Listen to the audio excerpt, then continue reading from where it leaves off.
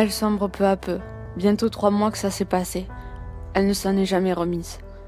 Elle a arrêté de regarder l'image réfléchie sur son miroir. Elle n'assume plus son corps, qui maintenant n'est plus le sien. Le soir, elle le martyrise. Son sang goutèle sur ses draps. Elle n'est plus dans le bon corps et elle en souffre.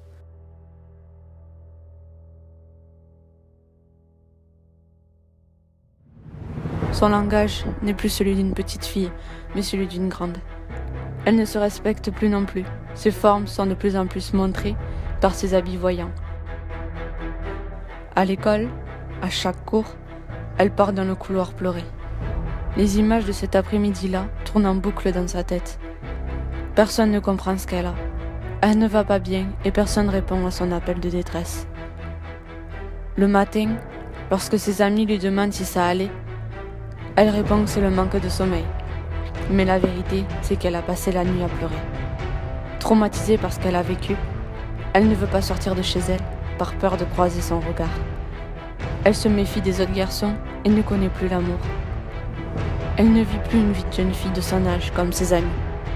Elle est devenue complètement différente et ça la détruit encore plus. Ses copines rêvent encore du beau prince charmant.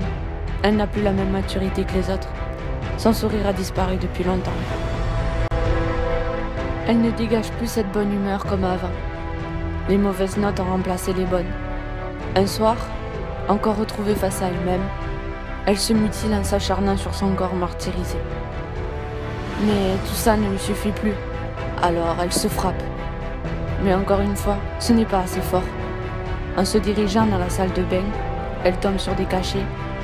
Ne regardant pas la marque, elle ingurgite une trentaine de cellules.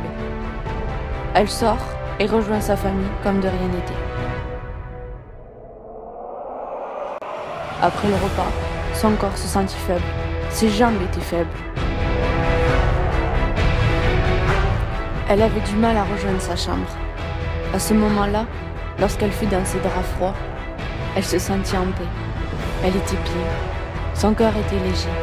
C'était la première fois qu'elle était aussi calme et bien. La nuit fut de courte durée.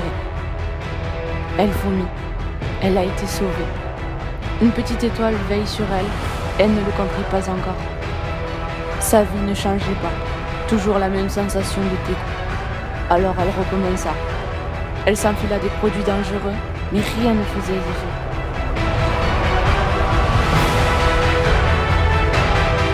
Elle se mit à défier sa propre vie, en ingurgitant tous les soirs ses liquides dangereux.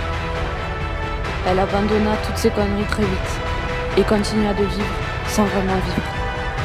Elle était morte de l'intérieur. Mais un jour, une étoile fut son apparition. Depuis le début, il l'observa sans vraiment comprendre.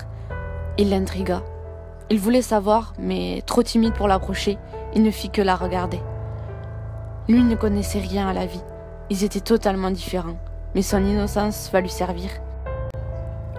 Ce qu'elle ne savait pas encore, c'est qu'il va lui sauver la vie.